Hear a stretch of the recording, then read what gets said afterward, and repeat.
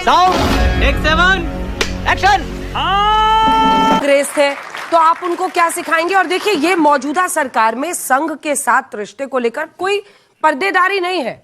जब प्रधानमंत्री ने ही खुद कहा और सारे मंत्री, सारे नेता, सारे लोग कह रहे हैं कि हम लोग हैं भाई, हम हैं, संघ से जुड़े हुए हैं, संघ के स्वयंसेवक रह के यहाँ पहुंचे। कोई सेंसेस बात दो तीन बातें अभी हमारे सामने भाई साहब ने रखी है। पहली बात की हेमंत शर्मा जी का आपने दिखाया, अभी वाकई तेज रफ्तार है। योगी जी और शर्मा जी में ये रफ्तार तेज चल रही है कि कौन आगे जाएगा और कौन इस देश की बहुलतावादी संस्कृति पर ज्यादा प्रश्न लगाएगा, जिससे उसको एक वर्ग विशेष का लाभ होगा। और वो हिंसा और जिस तरह से इस देश में नफरत फैलाने की जो एक दौड़ चल रही है, उस तेज रफ्तार में कौन आगे बढ़ता है। सच्चाई तो है कि शांति, सहिष्णुता, सौहार्द, सहानुभूति, संवेदना, सद्विवेक, सद्बुद्धि भारतीय हिंदुत्व का एक जो है कहीं ना कहीं मुख्य विशेषता है। लेकिन उस विशेषता के बदले जिस तरह नफरत, सांप्रदायिकता फैलाने की, बंटवारे की राजनीति करके हिंदुत्व को भी बदनाम करने की कोशिश हो रही है, मुझे लगता है ये हिंदू की पहचान ऐसी नहीं है। हिंदू तो विविधता में एकता की बात करता है, सर्वधर्म समभाव की बात करता है, वसुधैव कुटुंबकम की बात करता है, सही पूछिए तो सभी को साथ लेकर चलने की बात करता है। और यही हमारे संविधान में भी वर्णित है, लिखित है। जो संविधान की शपथ लेकर के जिस तरह की भाषा का यहाँ प्रयोग कर रहा है, मुझे लगता है वो निंदनीय है और दुर्भाग्यपूर्ण है और इस देश के लिए भी चिंताजनक है। ये बड़ी अच्छी बात कही आप। घुसपैठियों से भी प्रेम करना है क्या? जहां तक बात घुसपैठिए, बिहार में एसआईआर के नाम पे 400 घुसपैठिए मात्र अभी तक निकाले, उसमें नेपाली घुसपैठिए सबसे ज्यादा पाए गए हैं। ये सच है और यही सच्चाई को देश के सामने भाजपा को भी और देश की मीडिया को रखना है। अब अगली बात, हमारे साथी ने सावरकर जी के लिए कहा है, मैं नहीं कह रहा हूं 60 रुपए का पेंशन तो पेंशन पाते थे, नहीं पाते हो तो अभी बता देंगे, पहला प्रश्न है। दूसरा है माफीनामा दया भाव से नहीं, आत्मसमर्पण के भाव से उन्होंने लिया था। और माफीनामा के बहुत सारे यहाँ जो है उनके शब्द हैं, उन्हीं के शब्दों की बात यदि कर लूं मैं तो एक लाइन सिर्फ, सरकार अगर कृपा व दया दिखाते हुए रिहा करती है तो मैं अंग्रेजी सरकार के प्रति वफादारी का कट्टर समर्थन रहूंगा। और इस शब्द को उन्होंने आजीवन निभाया। 1937 में उनको एक तरह से पूरी रिहाई कर दी गई थी। 37 से लेकर 1966 मृत्यु उपरांत 28 वर्ष का उनका जीवन काल है। 28 वर्ष में एक कोई काम ऐसा बताइए जो इस देश के राष्ट्र सेवा के लिए उन्होंने किया हो। बजाय महात्मा गांधी की जो हत्या हुई उसमें उनको जेल की सजा थोड़ी दिन के लिए हुई। इसके अलावा कहीं भी जेपी लोहिया, विनोबा भावे का नाम आप सबने सुना होगा। वो हो सकता है उस समय कांग्रेस और सत्ता में नहीं भी रहे हों, पर उन्होंने देश के लिए कुछ काम किया और उनकी चर्चाएं इस देश में होती है। क्या कभी आपने सुना कि सावरकर की चर्चा उस दौरान हुई हो? बजाय गांधी जी के हत्या में आरोपी होने के दोष मुक्त आज भी नहीं हुए हैं। कपूर कमीशन ने उनको दोष मुक्त नहीं किया था, जिसके लिए गांधी जी की हत्या के लिए वो कमीशन बना था। ठीक है, अरे बाप रे, ये तो धोती खोल रहा है। आज जो दौर है इतिहास बदलने का, राजनाथ सिंह ने एक बात कही कि माफीनामा जो उन्होंने मांगा तो गांधी जी से उन्होंने पूछ करके मांगा था। ये तो ऐसा इतिहास है जैसे कि कल को ये कह दिया जाएगा कि माफीनामा तो उन्होंने मांगा था, उसी तरह जैसे कि गोडसे ने जब गांधी जी को मारने गोली चला तो ये भी कह सकते हैं कल को ये लोग कि गांधी जी ने ही कहा था कि मुझे गोली मार देना। इस तरह की भाषा और इस तरह के भाव इन लोगों में है। ऐसे लोग यदि इनके आदर्श हैं, मुझे कहने की जरूरत नहीं है। विचारधारा की लड़ाई इस देश में सदैव रही है, आज से नहीं इतिहास से रही है और आगे भी चलती रहेगी। एक विचारधारा है देश को बनाने की, देश को उन्नत करने की, प्रगतिशीलता की और आगे आधुनिकता की। दूसरी विचारधारा है कट्टरता की, नफरत की, हिंसा फैलाने की। देश तय करेगा कि आने वाले समय में क्या होना है। आप नौजवान हैं, जैन जी की बात भाई साहब ने की है। जैन जी समझ रहा है कि उसे किस विचारधारा के तरफ आगे बढ़ना है जिससे देश मजबूत होगा, देश में तरक्की आएगी, बरकत आएगा, देश विकास के रास्ते पे चलेगा।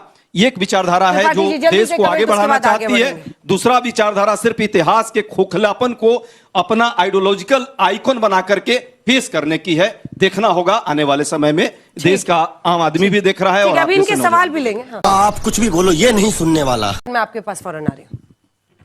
देखिए, आज ये जो चर्चा है दो तरह की, माइक उठाना, माइक। हमारा देश, हम सब जब से हमने आंखें खोली, चाहे बड़े हों, बुजुर्ग हों, बच्चे हों, तो हम ये जानते हैं कि हमारे देश के जो नायक हैं, फ्रीडम स्ट्रगल के जो हीरोज हैं, गांधी जी हैं, नेहरू जी हैं, अशफाकुल्ला खां हैं, भगत सिंह हैं, सुखदेव हैं, राजगुरु हैं, ये हमारे स्वतंत्रता वीर है। और जब हम इसके बारे में, इनके बारे में सुनते हैं, इनकी हम कहानियां सुनते हैं, सावरकर, शहीद बाल आजम गंगाधर भगत सिंह की तिलक, कहानी सुनते हैं, तो हमारी रगों का जो खून है ना वो दौड़ना शुरू करता है। हमारे रोंगटे खड़े हो जाते हैं कि शहीद आजम भगत सिंह एक नौजवान, ऐसा ही कोई नौजवान, यंग सा नौजवान जिसकी कोई बहुत उम्र नहीं है, उसकी इनकलाब से, उसकी लड़ाई से, हमारे फ्रीडम स्ट्रगल के हीरोज की लड़ाई से ब्रिटिश राज को भारत छोड़ना पड़ा। कभी आपने वीर सावरकर का नाम सुन, कभी आपको कोई एहसास हुआ है? कभी कोई फीलिंग आई उनके बारे में? नहीं। सवाल यह है कि वीर सावरकर के बारे में जब भी प्रधानमंत्री जी दुनिया में जाते हैं, उन्हें कहना पड़ता है कि किस देश से आया हूं? बुद्ध के देश से आया हूं, गांधी जी के देश से आया हूं। दुनिया का कोई भी प्रधानमंत्री राष्ट्राध्यक्ष जब आता है, जब भी भारत में कदम रखता है, उसका अगला कदम गांधी जी के पास चरणों में होता है। वीर सावरकर के चरणों में क्यों नहीं होता है? क्योंकि अजय उपाध्याय भाई ने पूरा प्रोफाइल इनका बता दिया कि कैसे जब हमारे देश के क्रांतिवीर, किसान, मजदूर अंग्रेजों के खिलाफ लड़ रहे थे, तो ये हमारे जो एमपी साहब बैठे हैं भारतीय जनता पार्टी के, इनके पार्टी के जो पूर्वज थे, फ्रीडम स्ट्रगल के हीरोज के खिलाफ मुखबिरी कर रहे थे, समाचार बता रहे थे, और एक साहब तो प्रधानमंत्री बन गए उनके खिलाफ। राजा महेंद्र प्रताप का नाम सुना है आप लोगों ने? राजा महेंद्र प्रताप, उबैदुल्लाह सिंधी, बरकतुल्लाह भोपाली ने मिलकर अफगानिस्तान में निर्वासित सरकार बनाई और रशिया तक पहुंच गए हथियार लाने के लिए कि ब्रिटिश राज के खिलाफ जो है उनकी उसकी जो बुनियादें हैं उसमें हम जो है जहर डाल के इनको हम बाहर फेंक देंगे। हाँ। और उसी हमारे जो राजा महेंद्र प्रताप थे, फ्रीडम स्ट्रगल के हीरो, मरहूम अटल बिहारी वाजपेयी साहब को पहला चुनाव हराने का मथुरा से काम किया। ये हमारे फ्रीडम स्ट्रगल की स्पिरिट है। इस सज्जन को क्या तकलीफ है भाई? क्या तकलीफ है इनको? अब ये बताइए सुधांशु भाई, हमारे गृह मंत्री जी कह रहे हैं कि आरएसएस का काम है देश के लिए मरना, कॉर्पोरेट पूंजीपतियों के लिए मरने का काम है आरएसएस। वो आरएसएस आज जब राज्यों में, केंद्र में बहुमत की सरकारें हैं, इस देश का हिंदू परेशान क्यों है? इस देश में नौकरी का सवाल, बेरोजगारी का सवाल, हमारा पूरा उत्तर प्रदेश का जितना एमएसएमई का इंडस्ट्री है, जिसको हम कहते हैं स्वदेशी की बहुत चर्चा करती है ना आरएसएस। ट्रंप का टैरिफ लगाने के बाद भदोही का कॉर्पोरेट इंडस्ट्री 3000 करोड़ का माल बंबई के पोर्ट पे खड़ा है। 22 लाख लोग, प्रधानमंत्री ने इश्तिहार में छापा है, 22 लाख लोग सिर्फ भदोही में काम करते हैं। कानपुर में, उन्नाव में, आगरा में दुनिया का सबसे बड़ा लेदर इंडस्ट्री कहीं पे है। ठीक है, 5 देशों में हमारे उत्तर सुधांशु जी जवाब दीजिए, बर्बाद हो गया। उसके बाद मैं लोगों से सवाल लेने जाऊंगा। डॉक्टर मोहन भागवत जी जो सुबह शाम कहेंगे कॉर्पोरेट अडानी जी जिंदाबाद जिंदाबाद जिंदाबाद, यही है आरएसएस का चेहरा। अच्छा आप बताओ। ये तो लेने के देने पड़ गए। स्वाधीनता के आंदोलन में जामिया मिलिया इस्लामिया ब्रिटिश राज के खिलाफ पैदा हुई। वहां से नौजवान पढ़ते थे और सीधे जाते थे स्वतंत्रता संग्राम में हिस्सा लेने के लिए। एक बार जामिया को बंद होने की नौबत आई। गांधी जी ने बिरला जी को चिट्ठी लिखा, उन्होंने कहा कि जामिया मिलिया बंद हो जाएगी अगर आप मदद नहीं करोगे, क्योंकि ब्रिटिश राज का पूरा आक्रमण होता था हमारे देश के हीरोज के ऊपर, जो लोग लड़ रहे थे, किसान थे, मजदूर थे, युवा थे। तो बिरला जी ने उनकी मदद करी। अब बिरला जी ने इनको चंदा नहीं दिया, जैसे आज मिल रहा ना बड़ा बड़ा चंदा, इनको नाराजगी हो रही है।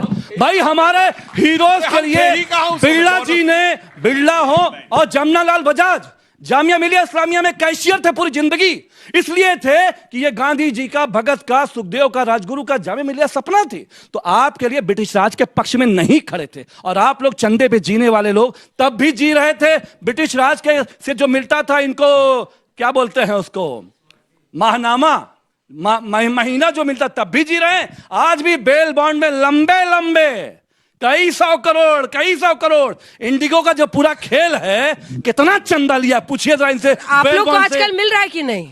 समझ रहे हो आप समझ रहे हो जी। अच्छा प्रश्न है आपका। और इंदिरा जी ने उस दौर को कहा था जब वो 1857 की क्रांति के बारे में किताब लिखी थी, उसकी हम भी प्रशंसा करते हैं। ये गलत यहाँ फैला रहे थे भ्रम। दूसरी बात, जब वो वहां विदेशों में थे और क्रांतिकारी सेना के सदस्य थे, उन्होंने वाकई उस समय रिमार्केबल काम किया। उसके लिए हम उनको, उस सावरकर को जरूर हम सैल्यूट करते हैं। और इंदिरा जी ने उसी सन की बात की थी। उन्होंने तो खुद कह दिया जब वो माफी नामा लिख रहे थे, सुधांशु जी मुस्कुरा रहे हैं। मैं ब्रिटिश सरकार की हैसियत से सेवा करने को हर तरह से सेवा करने को तैयार हूं। मुझे परिवर्तन आया है, भविष्य का आचरण भी ऐसा ही रहेगा। मेरा ये दूसरा जन्म होगा। पहला जन्म में गलती किया, ये उन्होंने खुद स्वीकार लिया जब उससे पहले वो जेल में आए थे। जेल में आने के बाद और जेल से माफी मांगने के बाद जो सावरकर हैं वो इस देश में नफरत फैलाने वाले सावरकर हैं, क्रांतिकारी सावरकर नहीं है। पहली बात ये तो लेटेस्ट न्यूज है। दूसरी बात, इन्होंने कहा मस्ट ओबीडिएंट सर्वेंट। मेरे हाथ में उनका वही लेटर माफीनामा वाला है। यदि इस तरह का कोई लेटर हो तो ये जरूर दिखाएंगे, जिसमें महात्मा गांधी के बारे में इन्होंने अभी झूठ फैलाई। भी अपना यहाँ फोन खोलिए। already 18 जनवरी 1918 का ये लेटर है। इस लेटर को आप लोग भी देख सकते हैं, जिसमें एकदम क्लियर लिखा है मस्ट ओबीडिएंट सर्वेंट। गांधी तो कह रहे हैं, feel honored to be your most obedient servant। ये झूठ है। दूसरी बात, 10 सेकंड सिर्फ उनका। अभी हमारे भाई साहब ने कहा, त्रिपाठी जी के बाद उन्होंने भी कुछ बात बोली है। उन्होंने कहा कि ये चाल थी उनके माफीनामा की। ये चाल थी माफीनामा की या चाल थी भारत के स्वतंत्रता सेनानियों को फंसाने की, उनके साथ कहीं ना कहीं अंग्रेजों को मदद करने की। और भारत छोड़ो आंदोलन जब अंग्रेजों के विरुद्ध पूरा कांग्रेस और पूरी क्रांतिकारी लड़ रहे थे, उस समय हिंदू महासभा को अलग करके, और यही सावरकर जी हैं जो कहते थे कि नहीं आपको रहना है। हालांकि आरएसएस वाले भी नहीं रहे उसमें, उन्होंने भी उसका विरोध किया। 3 छोटे-छोटे सवाल, अब एक ही बार जवाब लूंगी, रुक जाइए। वो क्या देश के साथ था या देश के विरोध में था, ये तय करना है देश के लोगों को। इतना छोटा पहले कभी नहीं हुआ होगा। सुधांशु जी, सावरकर जी तो एथिस्ट थे, वो मूर्ति पूजन के भी खिलाफ थे, तो फिर आज के दौर में उन्हें हिंदुत्व का फिगर कैसे रिप्रेजेंट किया जा सकता है? मुझे क्रेडिट नहीं चाहिए। जी हाँ, क्वेश्चन ये है, रामधारी सिंह दिनकर जी कहते हैं कि इतिहास की बात वही करते हैं जिनके पास वर्तमान में कुछ नहीं होता है, और बीजेपी कितने वर्षों से इतिहास की बातें कर रही है, तो क्या वर्तमान में उसके पास कुछ भी नहीं है गुणगान के लिए? आखिरी सवाल, किसी को हाथ उठाना आप आए। हाँ जी, जल्दी। Hey, we're the Jonas Brothers, and we are going to play this very exciting new feature on Spotify called Wrapped Party. Who listens the most? इतना अलग फ्रॉड चल रहा है। अच्छी बात है, लड़कियां पूछ रही हैं। मेरा सवाल सुधांशु जी से है। मेरा भी यही सवाल है कि बीजेपी वीर सावरकर को प्रमोट करती है, तो क्या उनका कंट्रीब्यूशन भगत सिंह से कम था? भगत सिंह ने देश के लिए अपनी जान दी थी, तो इस पे मैं आपसे सवाल। ठीक है, एक सवाल इधर आए, जल्दी आए। Good evening everyone. पहला मेरा सवाल सुधांशु सर से है कि सावरकर जी की जो आइडियोलॉजी थी वो जो थी हिंदुत्व, वो रिलीजन के ऊपर बेस्ड थी या फिर कल्चरली बेस्ड थी? और सेकंड सवाल मेरा आप सभी से है कि जब से मैं बड़ा होता आ रहा हूँ तो मैंने हमेशा से इस राजनीति के एक वर्ग से सीखा है कि सावरकर गलत थे और एक वर्ग से सीखा सावरकर जी सही थे। तो ऐसे कौन से सोर्सेज हैं जिनसे मैं समझ पाऊँ, मैं अपनी बुद्धि समझ पाऊँ कि वो सही जान पाए कि क्या है, क्योंकि इतिहास की क्या जरूरत है। 30 सेकंड। सरदार पटेल साहब का एक मैं सिर्फ कोट कर देता हूँ। सरदार पटेल साहब ने श्यामा प्रसाद मुखर्जी को जुलाई 1948 में लिखा था कि जब महात्मा गांधी की हत्या हुई तो हत्या के पीछे किसके हाथ थे और किसके माहौल थे। उसमें आरएसएस पर भी बात आई, हिंदू महासभा पर भी आई और उसी सावरकर पर आई थी। सरदार पटेल को भी यदि झूठा पला बता रहे हैं तो उसको भी पब्लिक डोमेन में कर लीजिएगा। दूसरी बात, गांधी जी के बारे में जितनी बातें कर लें, जब गांधी जी से ही इनको अपने को प्रमाणित कराना होता है तो भाई गांधी जी को इतना गाली क्यों देते हो बार बार, दिन भर? बच्चे के लिए गांधी जी ही जन है इस देश में, गांधी ही जिंदा रहेंगे, गांधी ही जाने जाएंगे। इस देश में कभी सावरकर की पूजा नहीं होगी, याद रखना। यही है कि जब आप एआई की बात कर रहे हैं ना, एआई की बात, जल्दी आप एआई से अभी लिखिए इस देश का सबसे बड़ा झूठा पार्टी कौन है, नमो क्या आएगा मालूम है ना? आप पूछे सबसे बड़ा झूठा प्रधानमंत्री कौन है, एक ही नाम आएगा। हमें समझ में नहीं आता कि एआई क्या बहस का स्तर है, इन्फ्लुएंस आप कर नहीं सकते, बेकार, एकदम बेकार। सवाल ये है कि गांधी जी से ही एब्सोल्युटली नॉट एक्सेप्टेबल। इतने अच्छे तर्क से आप बात कर रहे थे। जली ना, तेरी भी जली ना। देखिए, आप अपना प्रॉम्प्ट दीजिए, आपका जो है योगदान आप ही के हिसाब से बनाओ। इस बहस का यही पर अंत। मुझे लगा आप कुछ ढंग की बात करेंगे जिससे ये बच्चे कुछ सीखेंगे। वैसे इतना सीरियस इनका हिस्ट्री लेसन हो गया। चलिए, तालियों के साथ आप सभी का बहुत बहुत धन्यवाद, बहुत धन्यवाद। टाइम खत्म हो गया। देश दुनिया की बाकी खबरों के लिए देखते रहिए।